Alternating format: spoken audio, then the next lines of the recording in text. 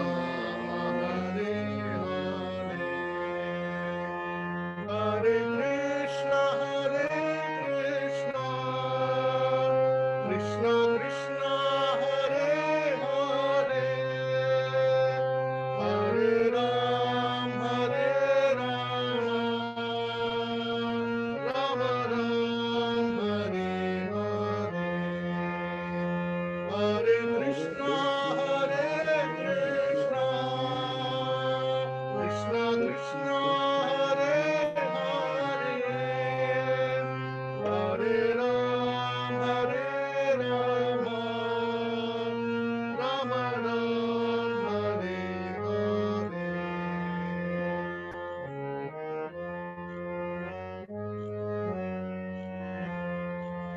Hare Krishna, Hare Krishna,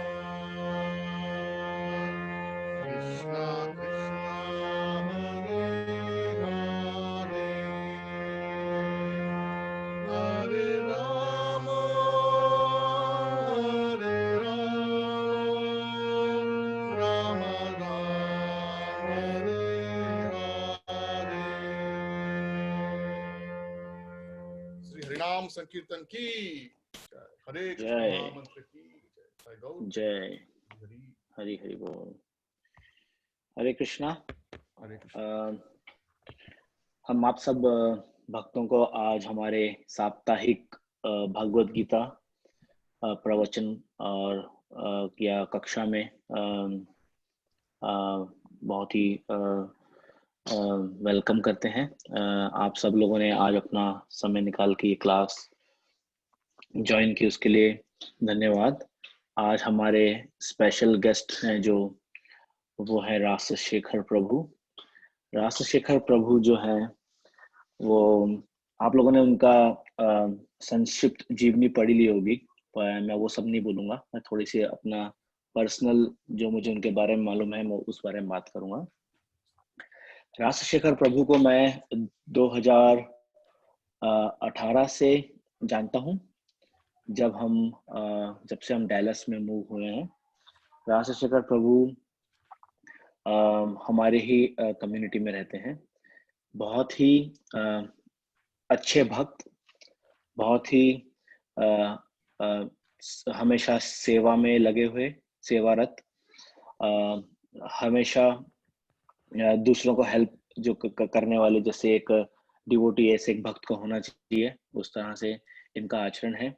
रासशेखर प्रभु कई कई सालों से इस्कॉन की अलग अलग मंदिरों में सेवारत है रहे हैं। राजशेखर प्रभु बहुत सारे इस्कॉन के प्रचार प्रसार के प्रोग्राम्स के लिए हमेशा आतुर रहते हैं।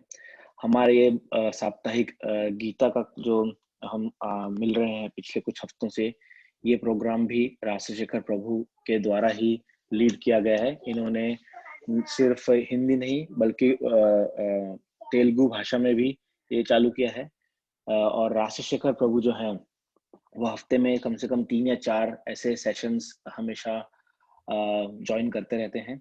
राजशेखर प्रभु जो हैं वो हमेशा ही आप जैसे देखेंगे हंसते हुए मुस्कुराते हुए रहते हैं। कभी भी आप इनके साथ रहेंगे तो आपको मालूम पड़ेगा कि जब इनसे बात करने के बाद आप एकदम बहुत ज्यादा मोटिवेट हो जाते हैं, मतलब बहुत ज्यादा इंस्पायर हो जाते हैं। ये इनका एक ही लक्ष्य है कि कैसे हम हर जीव को भगवान के चरणों की तरफ हम मोटिवेट करें। इनका एक ही सिद्धांत है, प्रचार ही सार है, बाकी सब बेकार है।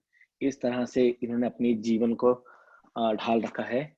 साथ में ही इनकी जो फैमिली है वो भी बहुत अच्छी फैमिली है। इनकी धर्मपत्नी माता जी सच्ची सुंदरी, वो भी इसी तरह से प्रभु जी के तरह ही वो भी बहुत ही अच्छे और नेक इंसान है। और माता जी भी हमेशा इसी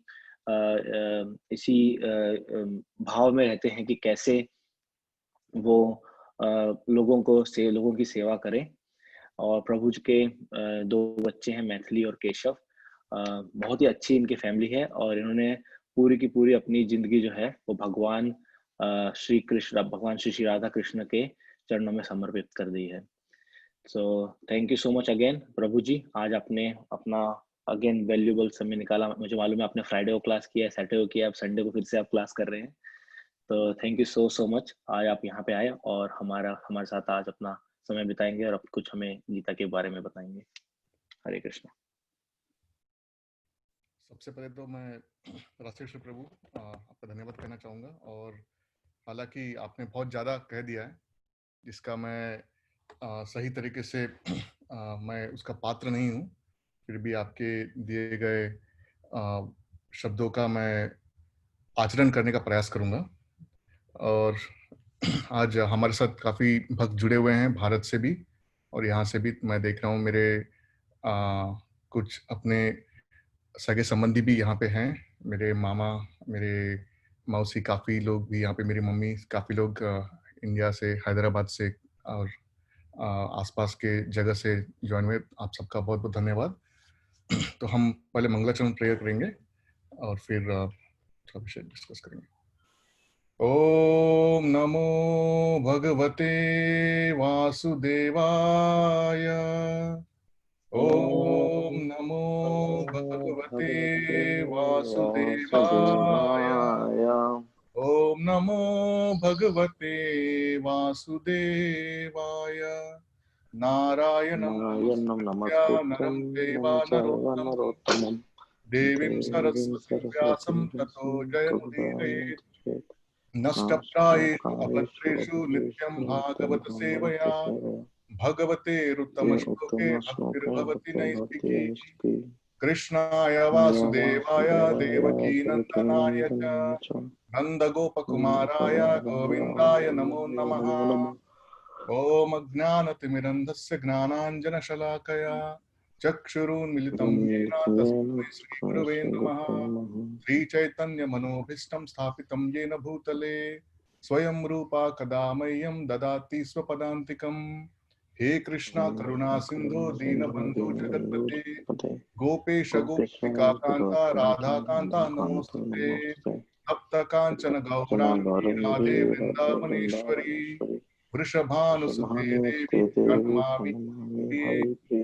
वाञ्छाकल्पतरुभ्यश्च कृपा सिन्धुभ्येव च पतितानां पावनेभ्यो वैष्णवेभ्यो नमो नमः। जय श्री कृष्ण चैतन्य प्रभु नित्यानंद श्री अद्वैत गदाधर श्रीवासादि गौरभक्तवृंद।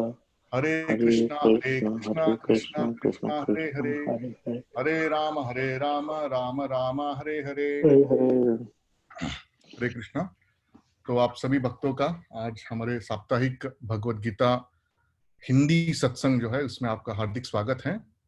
और मैं खास करके रासेश्वर प्रभु और उनके साथ साथ अदिति माता जी, दोनों इतने अच्छे भक्त, इनकी मैं बधाई देना चाहूँगा, अभिनंदन करना चाहूँगा कि वो प्रति रविवार इस समय अपना मूल्य समय इस सेवा में लगा रहे हैं। और ये जो उन्होंने हालांकि मेरा नाम लिया है, बट असली में यह जो सेवा है और ये जो कॉन्फ्रेंस कॉल है, इसका सही रूप से जो एग्जीक्यूशन हो रहा है वो उनके द्वारा ही हो रहा है। तो मैं आपको सही में बधाई देना चाहूँगा प्रभु। और यहाँ पर जो उपस्थित सभी भक्त हैं, तो आप सबसे मैं प्रार्थना करना चाहूँगा कि आप आपका जो आशीर्वचन है वो मुझे दीजिए, ताकि मैं कुछ भगवत गीता जो महान ग्रंथ है इसमें से कुछ शब्द आप सबको मैं बता सकूं, जो कि मैं अपने गुरु और अन्य वैष्णव से सुना हूं। हालांकि मुझे ना ही पर्याप्त ज्ञान है, ना साक्षात्कार, ना ही रुचि ऐसे आध्यात्मिक विषय वस्तु में, परंतु अपने शुद्धिकरण के लिए और भक्तों की प्रसन्नता के लिए मैं छोटा सा प्रयत्न करना चाहूंगा। तो आज हम पढ़ेंगे भगवत गीता यथारूप। भगवत गीता यथारूप अगर आपके पास है तो आप भी देख सकते हैं। अध्याय 1 श्लोक क्रमांक 20। अथ व्यवस्थिता दृष्ट्वा धार्तराष्ट्रां कपिध्वजः प्रवृत्ते शास्त्र संपाते धनुरुद्यम्य ऋषिकेशं तदा वाक्यम् इदामहमहीपते। इसका अनुवाद और तात्पर्य श्रील प्रभुपाद के द्वारा। श्रील प्रभुपाद की जय। अनुवाद। उस समय हनुमान से अंकित ध्वज लगे रथ पर आसीन पांडुपुत्र अर्जुन अपना धनुष उठाकर तीर चलाने के लिए उद्गत हुआ। हे राजन, धृतराष्ट्र के पुत्रों को व्यूह में खड़ा देखकर अर्जुन ने श्री कृष्ण से यह वचन कहे। तात्पर्य, युद्ध प्रारंभ होने ही वाला था। उपयुक्त कथन से ज्ञात होता है कि पांडवों की सेना की अप्रत्याशित व्यवस्था से धृतराष्ट्र के पुत्र बहुत कुछ निरुत्साहित थे, क्योंकि युद्ध भूमि में पांडवों का निर्देशन भगवान कृष्ण के आदेश अनुसार हो रहा था। अर्जुन की ध्वजा पर हनुमान का चिन्ह भी विजय का सूचक है, क्योंकि हनुमान ने राम तथा रावण युद्ध में राम की सहायता की थी, जिससे राम विजयी हुए थे। इस समय अर्जुन की सहायता के लिए उनके रथ पर राम तथा हनुमान दोनों उपस्थित थे।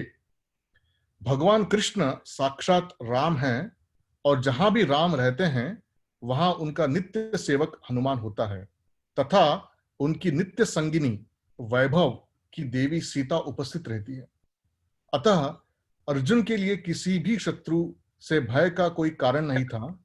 इससे भी अधिक इंद्रियों के स्वामी भगवान कृष्ण निर्देश देने के लिए साक्षात उपस्थित थे। इस प्रकार अर्जुन को युद्ध करने के मामले में सारा सत्परामर्श प्राप्त था। ऐसी स्थितियों में जिनकी व्यवस्था भगवान ने अपने शाश्वत भक्त के लिए की थी, निश्चित विजय के लक्षण स्पष्ट थे।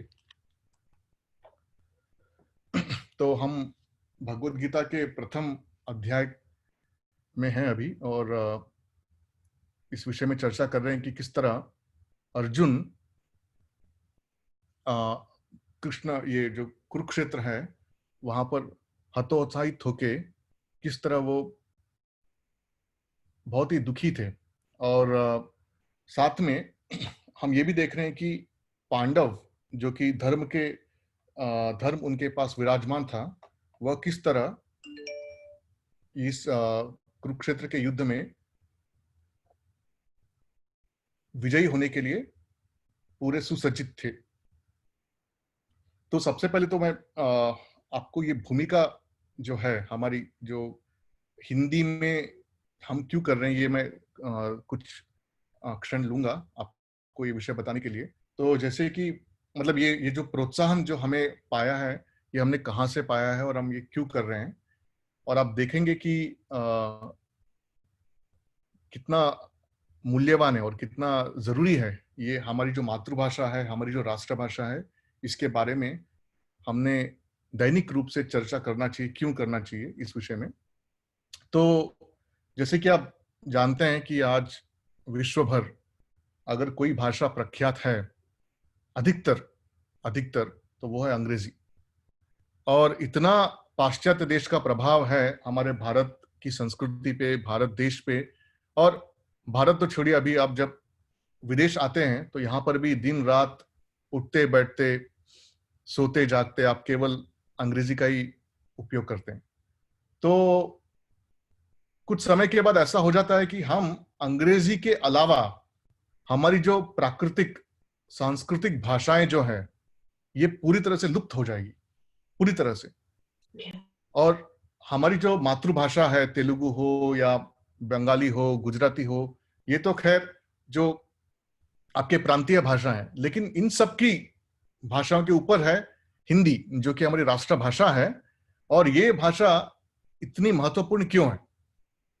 क्योंकि जो आप इसकी लिपि देखेंगे, ये देवनागरी लिपि है, और यही देवनागरी लिपि संस्कृत के लिए भी प्रयोग किया जाता है।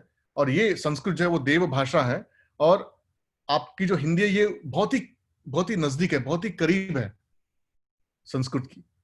तो संस्कृत भी हमने सीखना चाहिए। संस्कृत का भी हमारे समक्ष आज हमारे पूजनीय मामा श्री है, जो संस्कृत का भी अभी भारत में, आंध्रा में ये काफी इनिशिएटिव्स ले रहे हैं संस्कृत सिखाने का, संस्कृत के बारे में अवेयरनेस कराने का। और संस्कृत जो संस्कृत भारती जो है, मतलब संस्कृत संभाषण, संस्कृत में बोलने का जो एक कार्य है, ये उन्होंने उनकी जिम्मेदारी ली है, और काफी सक्षम और काफी सक्रिय तरीके से वो इस सेवा में जुड़े हुए हैं, और काफी लोगों को प्रोत्साहित भी कर रहे हैं, हमें भी किए हैं, और काफी हमारे जो सगे संबंधी उन सबको भी किए हैं। तो ऐसे जो कार्य है जिससे कि हमारी जो संस्कृति का पुनरागमन हो, ये बहुत जरूरी है आज के इस माहौल में, आज के दिन में, क्योंकि हमारा जो जीवन है ये पाश्चात्य संस्कृति के पूरी तरह से नष्ट हो चुका है, उनके इन्फ्लुएंस के कारण, उनके प्रकोप के कारण। दूसरी चीज, जब हम किसी विषय को अपने मातृभाषा या अपने जो सांस्कृतिक भाषा में समझने का प्रयत्न करते हैं, तो उसका जो भाव है, जो भावार्थ, जो उसका जो मूल तत्व है, ये हमें बहुत ही अच्छे तरीके से समझ में आता है। तो यहाँ पे अधिकतर लोग, हम सब भारत से संबंध रखते हैं और हमने अपना जो बचपन से लेके जो अपना जो जितना भी पढ़ाई का समय था, ये सब हमने भारत में व्यतीत किया है। तो सहजता हिंदी या अपनी मातृभाषा हमारे लिए बहुत नजदीक है, बहुत ही करीब है, बहुत ही प्रिय है। तो जब आध्यात्मिक विषय के बारे में हम चर्चा करते हैं, तो ये तो सबसे महत्वपूर्ण है, और उस विषय को, उसके मूल तत्व, उसकी जो जटिल, जो सूक्ष्म अर्थ है, उनका जो भावार्थ है, उनका तात्पर्य जो है, वो समझने के लिए हमें ऐसे भाषाओं का आश्रय लेना चाहिए, जैसे कि हिंदी। तो इसमें हम अच्छे से समझ सकते हैं, we can understand better, we can get a better realization. साथ में तीसरी चीज, हम देखते हैं कि अंग्रेजी, और ये आप जाके ऑनलाइन भी रिसर्च कर सकते हैं, कि अंग्रेजी जो भाषा है और जो उनकी जो वोकैबुलरी है, शब्दकोश से कहते हैं, तो ये बहुत ही सीमित है, लिमिटेड है। मतलब कि आप प्रत्येक विषय को समझा नहीं सकते हैं, आप नहीं बता सकते हैं कि इसका सही अर्थ क्या है, और खासकर आध्यात्मिक विषय के बारे में। तो जैसे भगवान श्री कृष्ण का जो वर्णन किया है श्रील प्रभुपाद ने, the supreme personality of godhead, पूर्ण पुरुषोत्तम। तो जब आप इन दो शब्दों का आप विश्लेषण करेंगे, तो आप जानेंगे कि पूर्ण पुरुषोत्तम भगवान श्री कृष्ण और सुप्रीम पर्सनालिटी ऑफ गॉडहेड, मतलब आप समझ रहे हैं कि कितना अंतर है। भले ही वो शब्द इस तात्पर्य, इस भाव को जगाने का प्रयत्न कर रहा है, परंतु वो इतना सफल नहीं है। तो इसलिए ये बहुत जरूरी है कि हम अपनी ये जो भाषाएं हैं, इनको प्रिजर्व करें, इनका संरक्षण करें और इनका प्रसार करें, ताकि हमारी जो आने वाली पीढ़ी है ये भूले। जैसे हम देखते हैं दिन में हमारे जो बच्चे हैं, तो ये उठते बैठते केवल अंग्रेजी का ही प्रयोग करते हैं, तो हमको हर क्षण उनको याद दिलाना पड़ता है, अरे नहीं, तेलुगु में बात करो, तेलुगु में बात करो, हिंदी में बात करो। तो बहुत मुश्किल है, क्योंकि स्वाभाविक है कि वह इस देश में जन्मे हैं, तो यहाँ पे, यहाँ की जो संस्कृति, यहाँ की जो रहन सहन, ये काफी उनमें बहुत डीपली, बहुत ही अंदर तक जड़े हुए हैं। लेकिन प्रयत्न तो करना चाहिए, और मनुष्य का कर्तव्य होता है कि प्रयत्न करें और फल की अपेक्षा ना करें। कर्मण्येवाधिकारस्ते मा फलेषु कदाचन माँ कर्म फल हेतुर्भुर माते संगोत्सव अकर्मणि। भगवान श्री कृष्ण भगवद गीता में दूसरे अध्याय में कहते हैं कि आप केवल अपना कर्म कीजिए, और कर्म क्या है? कर्म ऐसा करो जिससे कि आप लोगों को, जन समुदाय को भगवान के निकट लेके आए, भगवान के समीप लेके आए, भगवान के पद चरणों के पास लेके आए। यह हमारा प्रयत्न होना चाहिए। Very good. सो आज इस जो श्लोक में, अभी हम श्लोक में जो है उसकी चर्चा करेंगे। तो यह श्लोक जो है, यह जो विजय चिन्ह जो है, जिसे victory, the symbols of victory, विजय चिन्ह जो है पांडवों के प्रति क्यों है, तो इस विषय में चर्चा हो रही है। तो हम देखते हैं कि पांडव कुरुक्षेत्र के इस युद्ध में, इस युद्ध भूमि में विराजमान है, और साक्षात भगवान श्री कृष्ण उनके पास है। तो अगर हम ये देखें कि उसके पहले मैं एक और चीज करना चाहूंगा कि भगवत गीता का जो ये हमारा ये जो इनिशिएटिव है ये बहुत जरूरी क्यों है? क्योंकि जिस तरह जो गंगा जो है, तो गंगा भगवान के चरणों से बहते हुए पूरे जो पृथ्वी है और खासकर भारतवर्ष को पवित्र करती है। उसी तरह भगवान के मुखारविंद से निकला हुआ ये भगवत गीता, जो भगवत गान जो है, जो भगवान के जो शब्द हैं, यह मनुष्य की प्रवृत्ति, मनुष्य के चित्त को पवित्र करती है। ये बहुत जरूरी है इस विषय को समझना कि भगवत गीता का महत्व क्या है। यह भगवत गीता कोई साधारण ग्रंथ नहीं है जो कोई ऐसा व्यक्ति जो कि एक साधारण मनुष्य है उन्होंने लिखा। भगवत गीता साक्षात भगवान के मुखारविंद से निकले हुए शब्द जो है वो है, और उनका संभाषण जो है अर्जुन के साथ, उसको महाभारत के भीष्म पर्व में जो पाया गया है उसे 700 श्लोक 18 अध्याय में जो विभाजित है वो है श्रीमद् भगवत गीता। और इस भगवत गीता को अध्ययन करने से हमारी चित्त शुद्धि होती है, हमारा आत्मा साक्षात्कार होता है और हम भगवान के बहुत ही समीप जा सकते हैं। और खासकर हम इस विषय को समझने का प्रयत्न कर सकते हैं कि मैं अनुरोध करना चाहूंगा कि आप कृपया म्यूट करें ताकि अन्य पक्षों को बैकग्राउंड नॉइस ना आए। धन्यवाद। तो भगवान ये भी कहते हैं कि ये जो भक्ति है और ये जो ग्रंथ है, ये ग्रंथ या जो स्वाध्याय जो है ये भक्तों के संग में करना चाहिए। यह सही जो गुरु शिष्य परंपरा में जो आ रहे हैं, ऐसे बोनाफाइड या फिर जो पर्याप्त जो ग्रंथ है उन्हीं का सेवन, उन्हीं का अध्ययन करना चाहिए। एवं परंपरा प्राप्तम इमं राजर्षियो विदुः काले योगो नष्ट। तो जो भगवत गीता का सारांश जो है वो सारांश क्या है? सर्वधर्मान परित्यज्य माम एकम शरणं व्रज अहम त्वाम सर्व पापेभ्यो मोक्ष इष्यामि मा शुचः। हे अर्जुन, सभी प्रकार के इत्यादि जो धर्म है इन सब का त्याग करो और केवल मेरे शरण में आओ, और मैं आपको आश्वासन देता हूं कि आपको सभी पापों से विमुक्त कराऊंगा। तो यह जो भगवान का जो आश्वासन है, भगवान का जो साधारण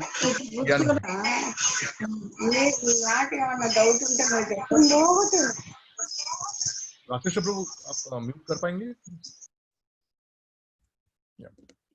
यस प्रभु, ये आदित्य माता जी कर रहे हैं लेकिन वो अनम्यूट हो रहा है बार बार, शायद उनकी तरफ से, तो देखते हैं, फिर से ट्राई करते हैं। Okay, no problem. तो ये जो भगवान का जो आश्वासन है कि आप सभी जो गौण रूप के जो धर्म हैं इन सब का त्याग कीजिए और केवल मेरे शरण में आइए। और उस ये 18 अध्याय के 66 वर्ष 66वें श्लोक में दिया गया है, और 65 श्लोक में भगवान कहते हैं मन मना भव मद्भक्तो मध्याजी माम नमस्कुरु मामे वैश्य सत्यम ते प्रतिजाने प्रियोसी में। आप हमेशा मेरा स्मरण कीजिए। मैं उसका हिंदी में अनुवाद भी पढ़ना चाहूंगा, जस्ट सेकेंड। तो हिंदी में अनुवाद उस श्लोक का 18.65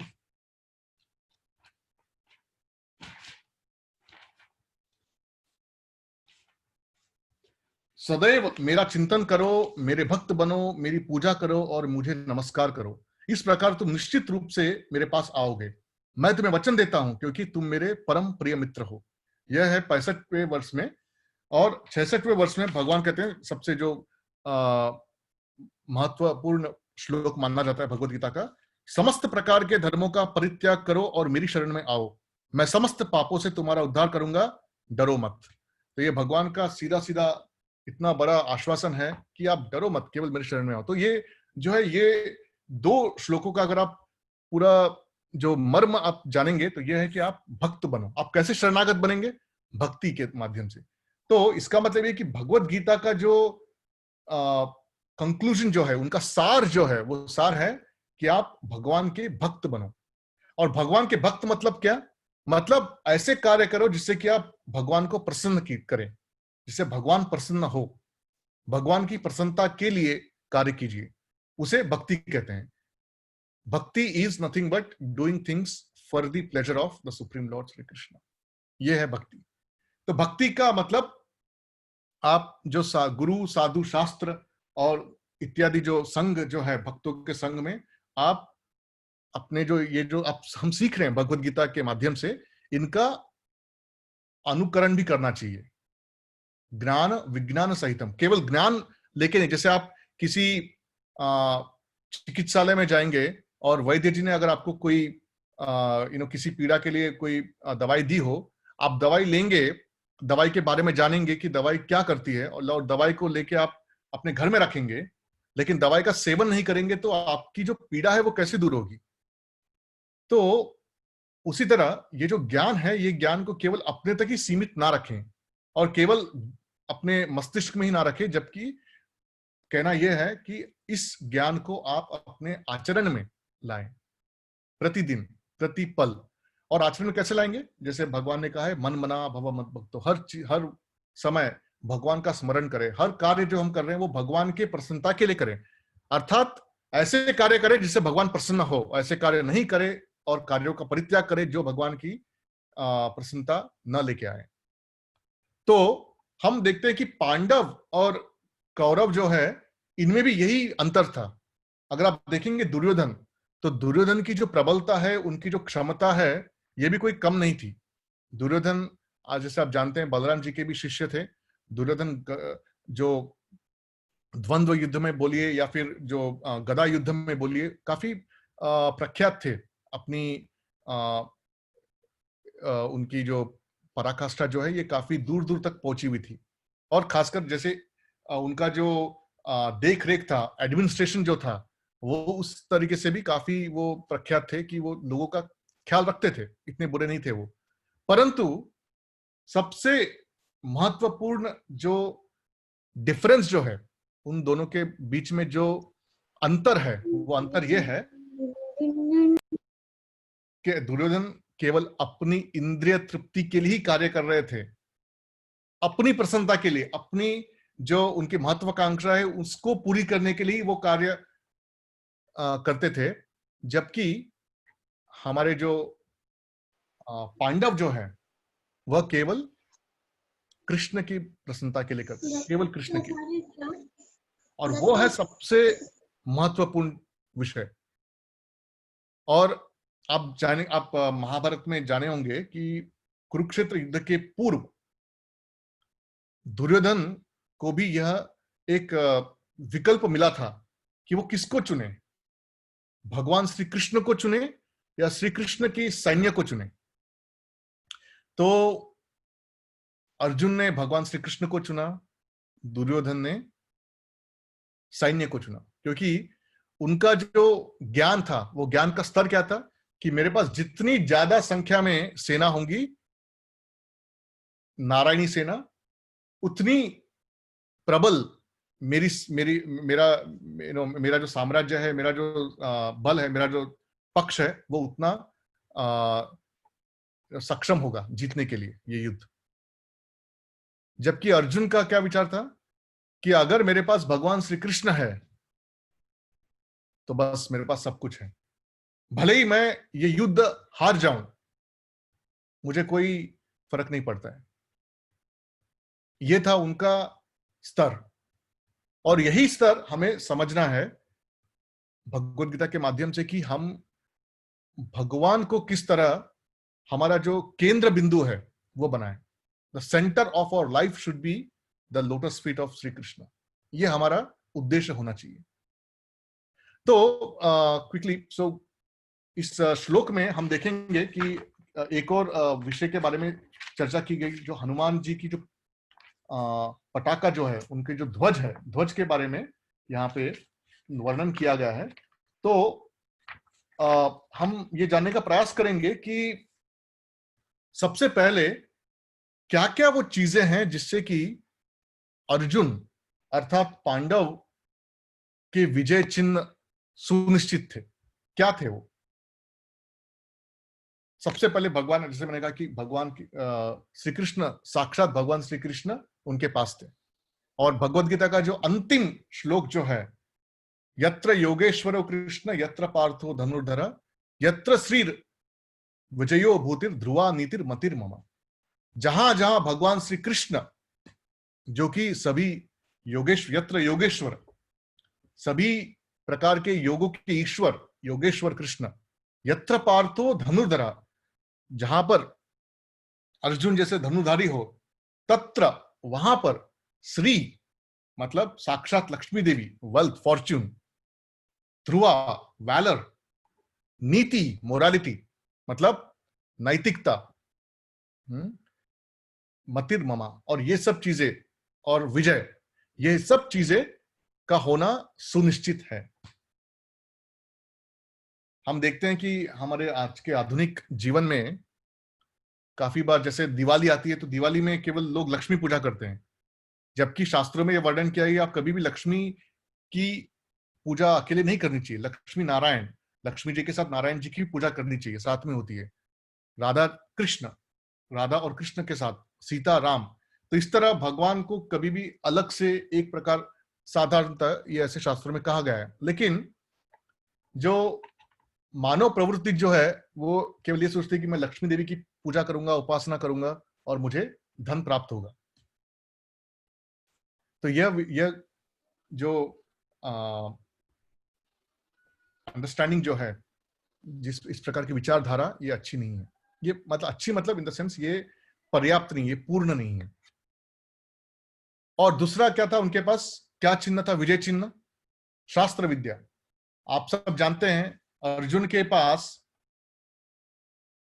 3 कोटि देवताओं के दिए गए शस्त्रों का पूरा बल था। जब अर्जुन ने अपने अज्ञातवास के समय या उनके जो वनवास के समय उन्होंने निवात कवचों की जो उस समय रक्षा की थी इंद्र जी की पूरे स्वर्ग में, तो उस समय इंद्र ने कहा कि आपको क्या चाहिए बताइए। और उस समय ये ऐसा हुआ था कि जो प्रसंग है, तो इंद्र सभी देवताओं को कहते हैं कि आप अपने सबसे उत्कृष्ट शस्त्र प्रदान करें। किसको? अर्जुन को। तो 3 कोटि मतलब 3 करोड़ मतलब 300,000, सॉरी 30 मिलियन, इतने सारे उनके पास शस्त्र थे। और वो शस्त्र कैसे थे? शस्त्र मतलब उस काल में आप किसी भी शस्त्र को मंत्र उच्चारण के द्वारा आप आवाहित कर सकते हैं। You can invoke by using the मंत्र। और ये इतने सारे 3 करोड़ जो उनके जो शस्त्र थे, ये उन्होंने अपने मस्तिष्क में इस तरह स्मरण कर लिया था कि किस समय कौन सा शस्त्र प्रयोग करना चाहिए और कौन सा शस्त्र सबसे बलशाली होगा, कौन सा शस्त्र सबसे महत्वपूर्ण होगा और किस समय उसका प्रयोग करना चाहिए। ये जो विषय का जो ज्ञान था, ये सब उन्होंने पा रखा था। उनके पास जो अपना शंख जो है, पांचजन्य शंख, यह एक और विजय चिन्ह का कारण है। और इस श्लोक में हम देखते हैं कि उनके पास एक और क्या था? हनुमान जी की पताका मतलब ध्वज। हनुमान जी का ध्वज लहरा रहा था उनके जो रथ पे ऊपर की ओर। भगवान जहां पे हनुमान जी है वहां पे भगवान श्री राम का भी निवास है। जैसा हम जानते हैं, यत्र यत्र रघुनाथ कीर्तनम तत्र तत्र मस्तक अंजलिम वाष्पवारी परिपूर्ण लोचनम मारुति नमत राक्षस अंतकम। तो जहां जहां भगवान श्री कृष्ण अर्थात रघुनाथ, जो कि भगवान रामचंद्र हैं, उनकी गाथाएं जहां पे पाई जाती हैं, वहां पर हनुमान जी हमेशा नतमस्तक होकर वहीं पे उपस्थित रहते हैं। और ऐसे केवल उपस्थित नहीं, पूरा भावान्मुक्त होकर, भावा सहित उनके जो भाव है, मतलब आंखों में अश्रु, उनके नेत्रों में भक्ति के अश्रु बहते रहते हैं, और वो हमेशा क्या करते हैं कि जो राक्षस गण जो है, जो कि हमेशा भक्तों को नाना प्रकार के कठिनाइयां पहुंचाते रहते हैं, तो उनका अंत करते हैं।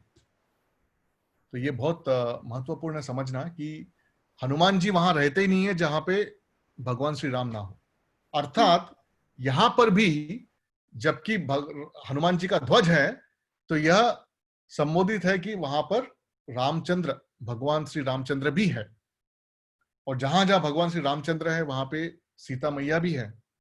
तो साक्षात भगवान श्री राम, सीता मैया और हनुमान जी का वहां पे उपस्थित होना, ये तो बहुत ही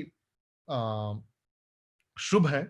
और विजय का पूरे पूरे उनकी जो सुनिश्चित तरीके से विराजमान है, ये सब चीजें उनको ये दर्शाती है कि पांडवों के अलावा किसी और का विजय हो ही नहीं सकता। तो इस तरह हम देखते हैं कि हनुमान जी का वहां पे होना और क्या क्या महत्वपूर्ण, क्या क्या इंपॉर्टेंट चीजें दिखलाता है। तो आने वाले कुछ मिनटों में हम ये विषय में चर्चा करेंगे कि भगवान की जो हनुमान जी का जो ध्वज है, और हनुमान जी के व्यक्तित्व से हम क्या शिक्षाएं प्राप्त कर सकते हैं, और संभवतः अर्जुन भी ऐसे कुछ शिक्षाएं प्राप्त करते होंगे हनुमान जी से। तो हम देखते हैं कि हनुमान जी की सबसे एक एक बहुत ही विचित्र और सबसे मुख्य उनकी जो उनके गुण है, भक्ति के गुण, वो क्या है?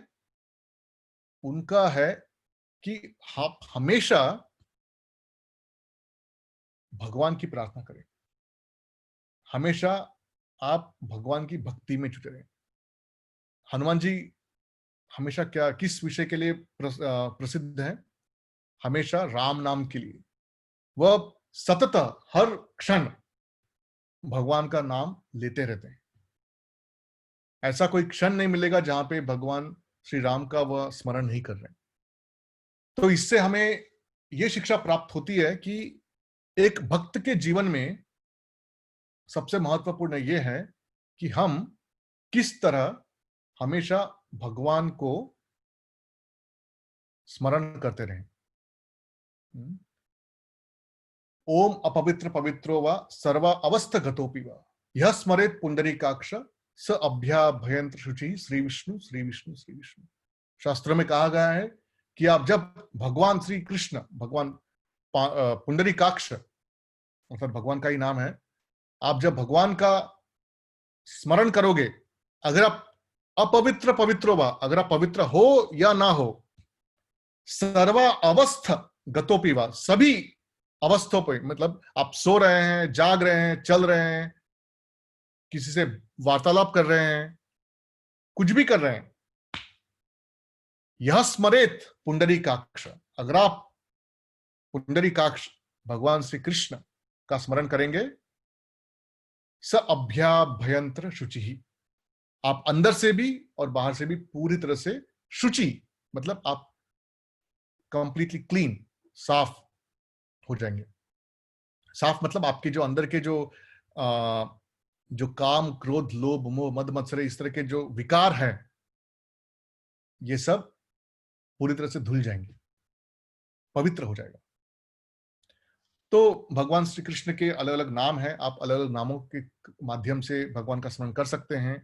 राम का नाम है, हनुमान, नारायण जी का नाम है ओम नमो नारायणाय है, या फिर नरसिम्हा मंत्र है। किसी भी प्रकार, किसी भी रूप से भगवान के नाम से हमारा संबंध जुड़ना चाहिए सदैव, प्रतिक्षण, प्रतिपल।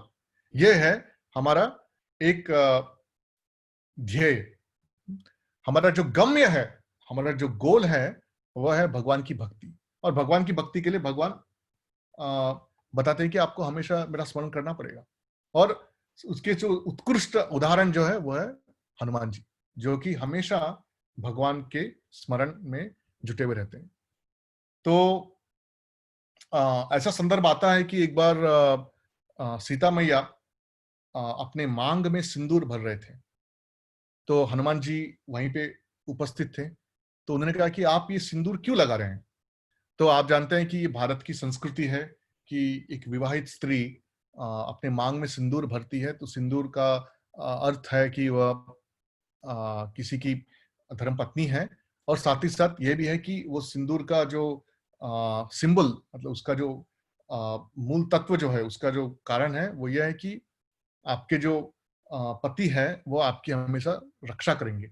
और वही उसी आधार पे वो कहती हैं कि ये सिंदूर लगाने से हमेशा भगवान जो है वो यू नो हमेशा मेरी रक्षा करेंगे, हमेशा मेरे साथ रहेंगे, भले ही वो मेरे साथ फिजिकली ना हो, उनकी जो अ, उपस्थिति एक मनुष्य रूप में ना हो, परंतु वो हमारे साथ रहेंगे हमेशा। तो ऐसा कह के उनको बताती है, तो फिर वो अंदर जाती है कुछ अन्य कार्य करने के लिए। तो हनुमान जी सोचते हैं कि अगर केवल रंच मात्र सिंदूर से भगवान हमारे समीप हैं, भगवान हमारे इतने निकट हो सकते हैं, तो अगर मैं अपने पूरे शरीर पे इस सिंदूर का लेपन कर दूं तो क्या होगा?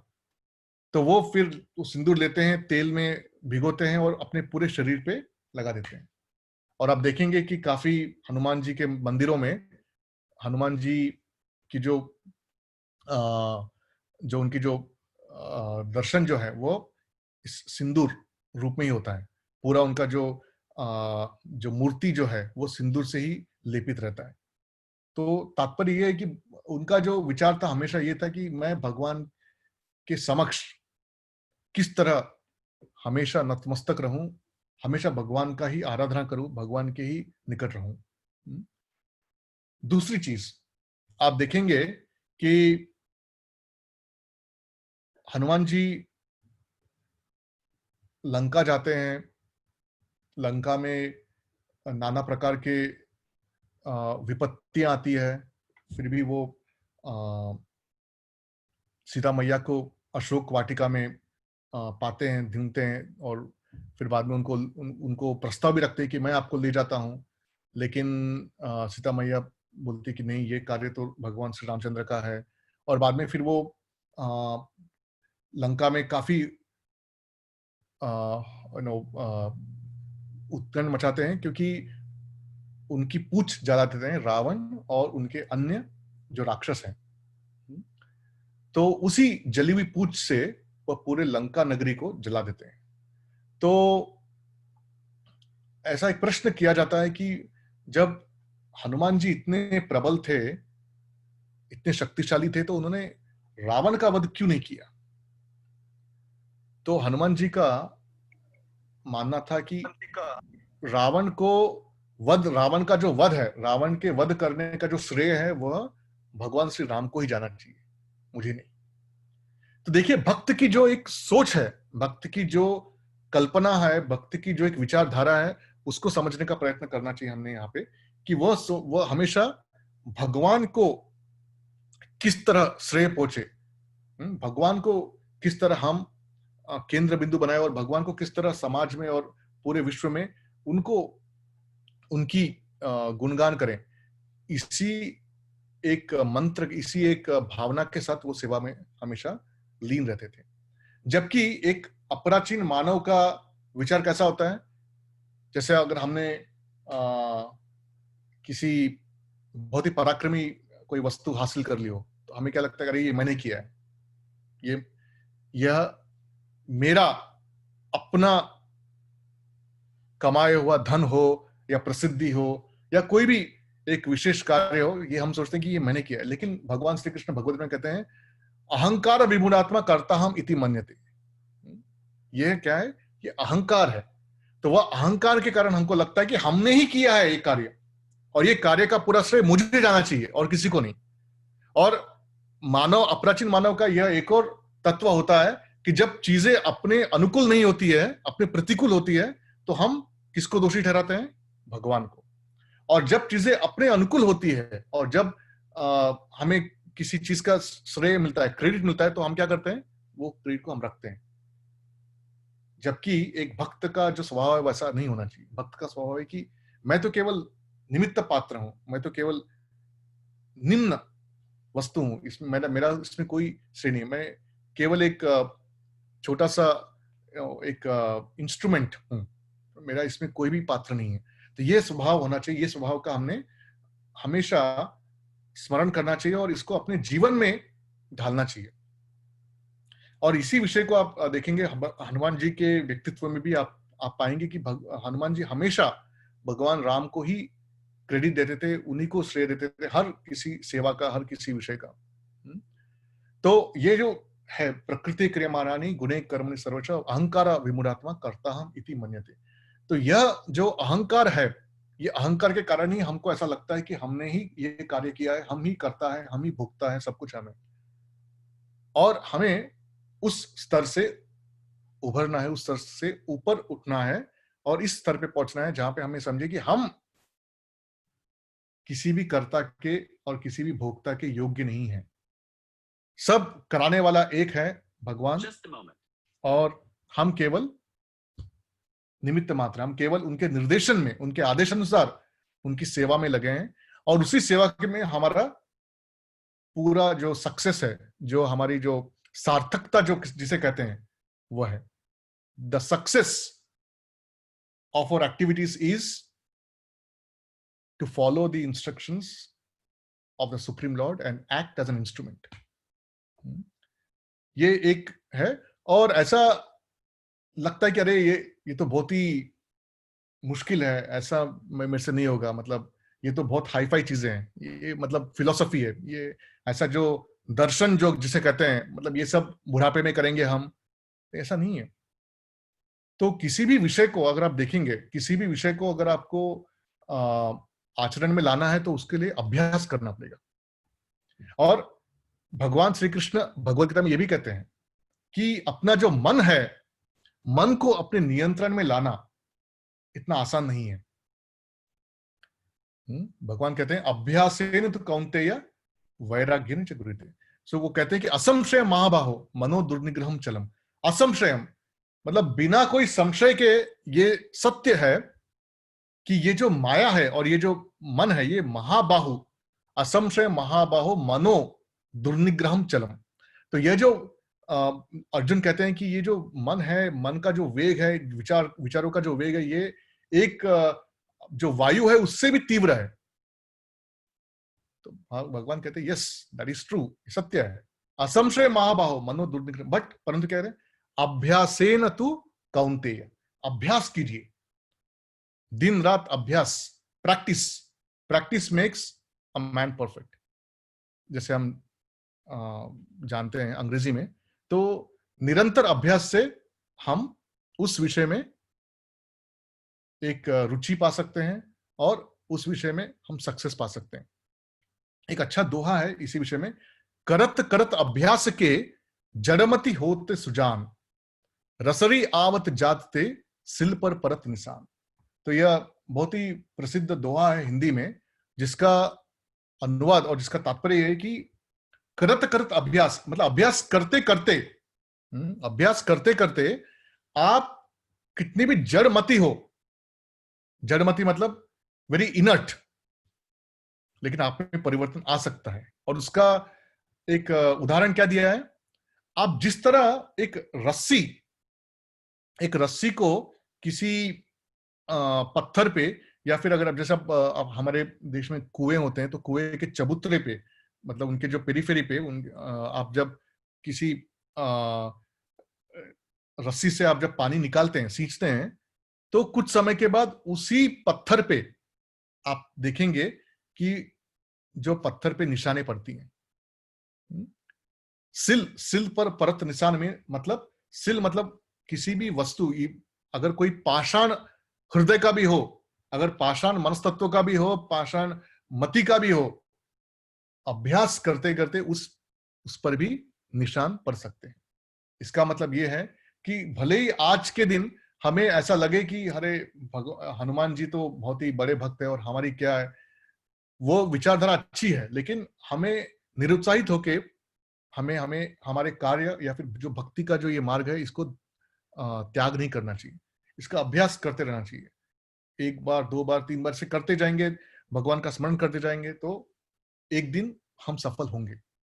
और इसका आश्वासन भगवान देते हैं भगवत गीता में, और उसके साक्षात उदाहरण है हनुमान जी। तो हनुमान जी ने यह सिद्ध कर दिया कि किस तरह हमेशा आप भगवान का स्मरण करते रहेंगे तो आपको भगवान की जो अनुकंपा है, भगवान का जो प्रेम है और भगवान का जो आश्रय है वो हमेशा आपको प्राप्त होगा। तीसरा चीज आपको मैं ये बताऊंगा हनुमान जी के बारे में, तो ये है कि जिस तरह एक बार मतलब रावण के वध के बाद सो पूरा जो रावण लंका जो राज्य है वो विभीषण को सौंपा गया, और बाद में फिर विभीषण जो है वो भगवान श्री राम, लक्ष्मण, सीता मैया, हनुमान जी, इन सबको अपने जो उनका जो पुष्पक विमान था उसके द्वारा वापस अयोध्या में जाने के लिए अनुरोध करते हैं। तो वो जाते हैं, तो फिर सीता मैया बहुत ही प्रसन्न होती है और वो कहते हैं कि हनुमान जी देखिए आप, मैं बहुत प्रसन्न हूँ, और आप नहीं होते तो शायद ये कुछ नहीं होता। फिर से देखिए उनका जो एक तत्व जो है, तो हनुमान जी कहते हैं कि मेरा क्या है, मैं तो कुछ भी नहीं हूं। अगर भगवान श्री राम चाहते तो वो केवल अपने अंगुली मात्र से रावण का संहार कर सकते थे। मैं तो केवल सेवारत हूं उनके आदेश अनुसार, उनकी प्रसन्नता के लिए। तो फिर बाद में क्या होता है कि वो ऐसा कहते हैं, फिर बाद में सीता मैया क्या कहते हैं, उनको एक मोती से जड़ित एक हार उपहार में देती है कि आपने इतना सेवा किया तो मैं आपको ये देती हूँ। तो हनुमान जी और साथ में काफी वानर सेना भी उनके आसपास थी। तो वो क्या करते हैं कि सबसे पहले जस्ट इमेजिन, आप कल्पना कर सकते हैं कि यहाँ पे जो साक्षात जो Mahalakshmi, Sita Devi is none other than the embodiment of Mahalakshmi, तो वह आपको एक उपहार दे रही है, वो भी मोती से जड़ित एक हार। तो हनुमान जी लेते हैं और वो हार में से एक एक मोती को निकाल के उसको चबाने का प्रयत्न करते हैं, उसको तोड़ने का प्रयत्न करते हैं। तो बाकी सब लोग कहते हैं अरे ये वानर प्रवृत्ति वाले सब ऐसे ही है, इनको किसी भी विषय का मूल्य नहीं समझता है, ये ऐसे ही सब करेंगे, फेंकेंगे, तोड़ेंगे, इनको इतना बहुमूल्य उपहार देना ही नहीं चाहिए था। लेकिन सो बाकी वानर भी ऐसे ही उनका उपहास हो जाता है, अरे हनुमान जी क्या कर रहे हैं, एक एक फिर एक एक मोती को चबाते हैं, देखते हैं, तोड़ते हैं, कुछ नहीं तो फेंकते हैं, ऐसे कर रहे थे। तो उतने में सीता मैया थोड़ी सी क्रोधित होती है और वो कहती है कि मुझसे आपसे ये उम्मीद नहीं थी हनुमान कि आप, मैंने आपको इतने प्रेम से एक उपहार दिया और आप इसका इस तरीके से आप पूरा उसको खराब कर रहे हैं, तोड़ रहे हैं। तो हनुमान जी कहते हैं कि सीता मैया मुझे क्षमा कीजिए, लेकिन मेरा जो ये ऐसा करने का जो तात्पर्य था, इसका जो कारण है वो ये कि मैं ये देख रहा था कि इस वस्तु में आपने जो दिया है इसमें भगवान राम दिख रहे हैं या नहीं। अगर किसी वस्तु में, अगर किसी विषय में मेरे भगवान श्री राम की उपस्थिति ना हो तो उसका मेरे लिए क्या लाभ, ये तो मेरे लिए उतना लाभदायक नहीं है, तो इसलिए फिर मैं उसका त्याग कर रहा हूं। तो बाकी वानर कहते हैं वाह, आप तो ऐसा कह रहे हैं कि जैसे हर चीज में भगवान राम दिखना ही चाहिए, आपका इतना जो बलशाली जो शरीर है, क्या इसमें राम है, इसका भी परित्याग करो, इसमें कहां राम है, दिखाओ। है तो मतलब ऐसे उनका उपवास उड़ाते हैं बाकी जो अन्य वहां पे जो उपस्थित जो उनके वानर है और जो भक्त लोग हैं। तो हनुमान जी उस समय क्या करते हैं, अपने हृदय को चील के दिखाते हैं कि अगर भगवान राम का निवास नहीं है इस शरीर में तो मैं इस शरीर का भी त्याग करूंगा। और आप सब जानते हैं, और ये बहुत ही प्रसिद्ध एक आपको चित्र भी मिलेगा जहां पे हनुमान जी अपने एक यहाँ हृदय के पास पूरा चील के दिखाते हैं सबको, और वहां पे साक्षात भगवान श्री राम, सीता मैया और लक्ष्मण जी, तीनों का उनमें दर्शन होता है।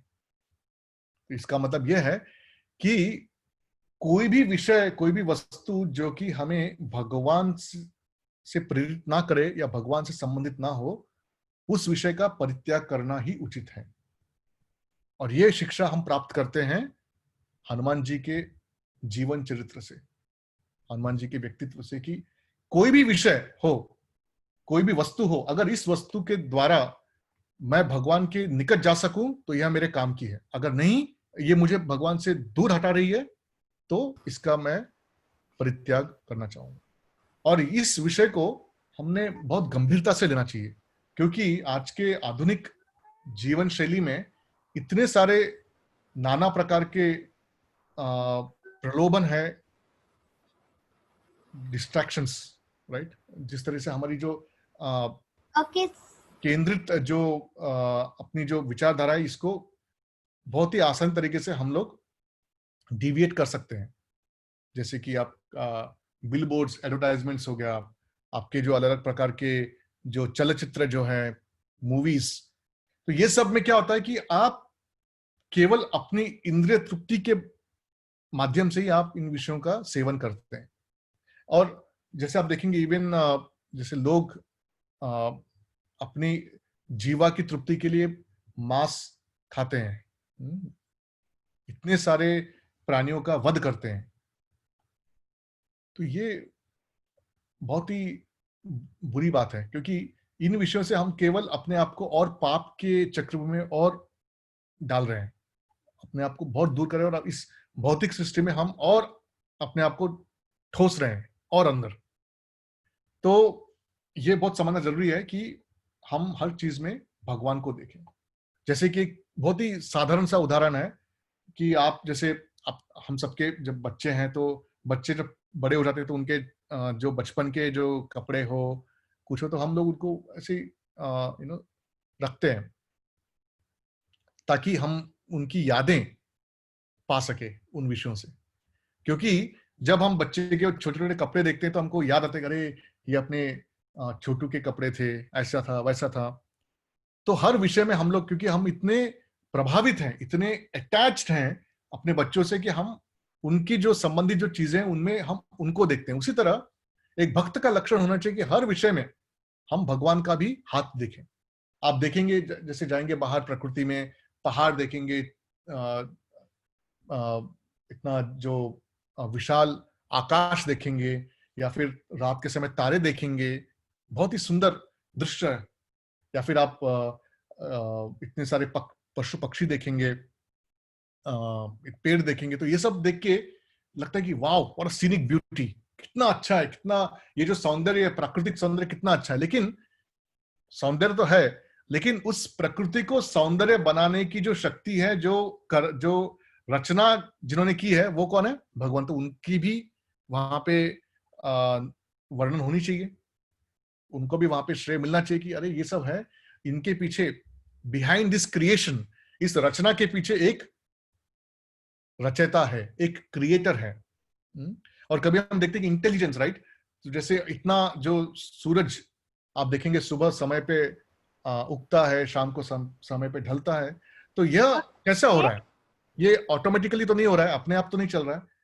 तो इसे कहते हैं कि इंटेलिजेंट डिजाइन, आप साइंटिफिक भाषा में देखेंगे, और इसके ऊपर काफी चर्चा, the creation bye intelligent design. तो पहले डार्विन का थियरी था, अभी डार्विन का थियरी तो काफी आउटडेटेड हो गया है, लोग समझ रहे हैं कि ऐसा बाय चांस नहीं होता है। तो इंटेलिजेंट डिजाइन जो है, ये क्या मतलब, इस जो पूरी प्रकृति के पीछे जो रचना है और उसके रचना के पीछे जो एक बुद्धि है, वो बुद्धि के पीछे किसी बुद्धिमान का तो हाथ होना चाहिए। तो इस तरह जब हम हर विषय में भगवान का हाथ देखेंगे, हर विषय में भगवान की प्रशंसा करेंगे, तो हम बिना प्रयास के ही हम अपने आप को परिवर्तन कर रहे हैं एक भक्त के रूप में। क्योंकि भक्त का यही लक्षण है कि आप हर विषय को, श्रील प्रभुपाद कहते हैं, यूटिलिटी इज द प्रिंसिपल। मतलब कोई भी विषय को आप भगवान की सेवा में किस तरह उपयोग करो, यही हमारा सबसे महत्वपूर्ण कार्य है। That's the principle. वह हमारा एक आदर्श है कि हम किस तरह हर चीज को, जैसे भगवान श्रील प्रभुपाद कहते हैं कि मैं अब ये लाउड स्पीकर में बात कर रहा हूं, ये लाउड स्पीकर जो है ये मैं रॉक एंड रोल म्यूजिक के लिए या ऐसे फिल्मी गानों के लिए या फिर ऐसे कुछ मंडेन जो भौतिक चीजों के लिए नहीं कर रहा हूं। यह मैं कर रहा हूं कि भगवान की सेवा के लिए भगवान का जो उपदेश है वो अन्य लोगों तक पहुंचाने के लिए। तो उस तरह मैं प्रत्येक विषय वस्तु को भगवान की सेवा में ही लगाने का प्रयत्न कर रहा हूँ। तो एक बार इस छोटे से प्रसंग के बाद मैं आज का यहाँ जो है डिस्कशन खत्म करूंगा। तो ये अकबर बीरबल का एक बहुत ही अच्छा प्रसंग मुझे याद आया। तो अकबर बीरबल आप जानते हैं काफी विचित्र, काफी रोमांचक उनके जो कहानियां हैं ये हमें पढ़ने को मिलती है। तो एक बार अकबर कहते हैं कि अरे बीरबल, तुम्हारा क्या कहना है कि ये जो भगवान है, ये भगवान बहुत विशाल है क्या? भगवान बहुत भव्य है, बहुत महान है या नहीं? जैसे कि मैं देख रहा हूँ कि अरे तुम ये भगवान कृष्ण की पूजा करते हो, भगवान कृष्ण तो देखो छोटे से मूर्ति में इतने प्यारे से है, त्रिभंग रूप में है, उनके हाथों में मुरली है, और वो उनको इतने उनके जो उनके पैर जो इतने कोमल हैं, तो इनको देख के ऐसा लगता नहीं कि ये बहुत ही महान है। और साथ ही साथ हमारा जो हर शुक्रवार को ये जो होता है हमारा उनका मुस्लिम धर्म में, इस्लामिक धर्म में, तो वहां पे मौलवी जो है उनको उपदेश देते हैं कि खुदा की खुदाई बहुत बुलंद है, खुदा की खुदाई। तो ये खुदा की खुदाई क्या है? खुदा की खुदाई बहुत अलग है। तो ऐसे बहुत सुनने को मिलता है, लेकिन मुझे आज तक समझ भी नहीं आया। मुझे बताओ, मुझे दिखाओ कि खुदा की खुदाई क्या है। तो बीरबल कहते हैं कि ठीक है, मैं आपको समय आने पे मैं आपको बताऊंगा, दिखाऊंगा। तो ठीक है, कुछ दिनों के बाद फिर वो फिर से पूछते हैं। तो फिर वो जाते हैं एक बहुत विशाल जलाशय के पास। They go to a water reservoir, एक लेक हो या आप एक नदी समझ लीजिए। तो वो पूछते हैं कि देखिए ये नदी जो है ये कितनी विशाल है। हाँ है। नदी में कितना जल है? हाँ बिल्कुल है। तो ये जल को संचित करने के लिए उतना गड्ढा भी खोदना पड़ेगा ना? हाँ, खोदना तो पड़ेगा। तो ये गड्ढा खोद के आप देखेंगे कि इसके अंदर इतने सारे पशु प्राणी, इतने सारे जो जीव जंतु है, इन सब का भी संरक्षण करना चाहिए। हाँ, करना तो चाहिए। तो ये सब कैसे संभव है? तो आप कर सकते हैं क्या? तो मैं तो नहीं कर सकता हूं। तो यही है खुदा की खुदाई। मतलब खुदा ने इस तरह खुदाई की है कि इतना बड़ा जलाशय भी वहां पे पूरा स्थित हो सकता है, और साथ ही साथ इतने सारे जीव प्राणी को भी रहने का एक आश्रय मिल सकता है। तो यह है भगवान की विशालता, भगवान की सक्षमता, और भगवान की जो महानता है वह हम ऐसे छोटे छोटे चीजों में भी पा सकते हैं। और इस तरह हमको समझना चाहिए कि भगवान जो है ये कोई साधारण व्यक्ति नहीं है। जैसे मतलब जब जीव जंतु की बात आती है तो आप जानते हैं कि हत्ती जो है, हाथी का एक दिन का जो खाने का जो मात्रा है वो 1 मन होता है। 1 मन, 100 केजीज ऑलमोस्ट। ये कौन उनको दे रहा है? मतलब अगर हम समझे कि आप किसी हत्ती को पाल ले तो रोज को 100 केजी अगर आपको अनाज या कुछ देना है, तो ये साधारणतः इतना आसान नहीं है। लेकिन ऐसा कहा गया है, चींटी को कण भर देता है, हाथी को मन भर देता है। वही भगवान, मतलब हमारी जो आज की सरकार जो है, या जो हमारी जो समाज में जो सब विषयों का जो देखभाल करते हैं एडमिनिस्ट्रेटर्स, ये केवल मनुष्यों के लिए ही है, जीव जंतु के लिए थोड़ी है। जंतु क्या है, उनका तो कौन देख रेख कर रहा है? भगवान ही कर रहे हैं। तो चींटी को, मतलब एक एंट, चींटी को एक कण मतलब बस इतना सा रंच मात्र छोटा सा दाना भी पर्याप्त है। और हाथी को मन भर, मन मतलब हिंदी में 100 केजीज। सो मन भर खाना कौन दे रहा है? वो भगवान दे रहे हैं। तो भगवान की रचना, भगवान की जो महानता है, ये हम अपने भौतिक इंद्रियों से समझ नहीं सकते हैं। ये हमारे जो सीमित भौतिक इंद्रियों के परे है। इस विषय को समझने का प्रयत्न करना चाहिए। और सभी कारण के कारण है भगवान श्री कृष्ण, ईश्वर परम कृष्ण सच्चिदानंद विग्रह, अनादिर आदिर गोविंद सर्व कारण कारण। तो यह हमें समझना चाहिए। और इसी विषय में हम देखते हैं कि हनुमान जी किस तरह से उभर के आते हैं। और हर चीज आप देखेंगे तो हनुमान जी उसमें 1 नंबर पे रहेंगे। Number 1, he is the top most, he is S, is the greatest devotee. तो इस तरह हमको उनके जीवन से काफी आदर्श प्राप्त होते हैं। और भगवत गीता में भी उनका वर्णन है। और यहाँ पे हम देखते हैं कि अर्जुन किस तरह से भगवान हनुमान जी से प्रेरित होके उनसे शिक्षा प्राप्त करें। और ये सब जो है ये उनकी विजय सूचिका है। जहां पे भगवान हो, भक्त हो, तो वहां पर तो विजय सुनिश्चित है। तो ये है इस श्लोक के कुछ चंद विषय जो मैं आपसे आज चर्चा करना चाहता था। तो इस समय अगर किसी को कोई प्रश्न हो या कोई टीका टिप्पणी या कोई त्रुटि हो तो कृपया करके बताइए।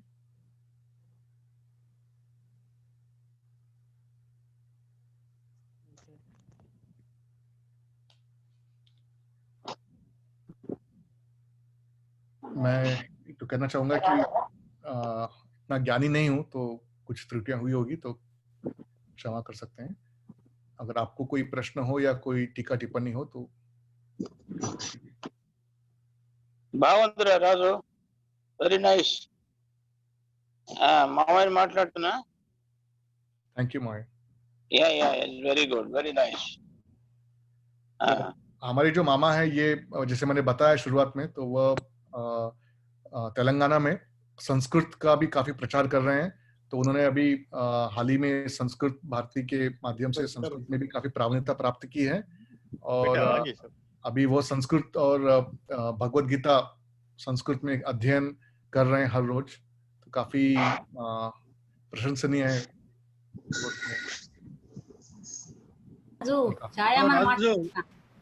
Hello Raju, we are watching your speech along with your Amama. It is very nice and inspiring. Raju, thank you Maya. రాజు మాట్లాడుతున్నా. ఛాయమ్మ.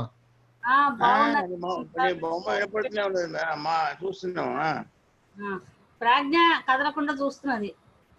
Very good, thank you. మాట్లాడు రాజు. అమ్మమ్మ మాట్లాడుతుంది. టైం ఉందా? నేను రెండు మాటలు మాట్లాడినా? యా ప్లీజ్ మాట్లాడండి. చూడు, టైం ఉంటుందా? వెదర్ యువర్ టైం ఇంగ్లీష్ లో 8:45. Yeah you can talk either English or Hindi. You can talk Hindi. I will, because you spoke in Hindi. I too will start in Hindi only. Okay. I have 2 minutes. Yes, please. Yeah. Go ahead.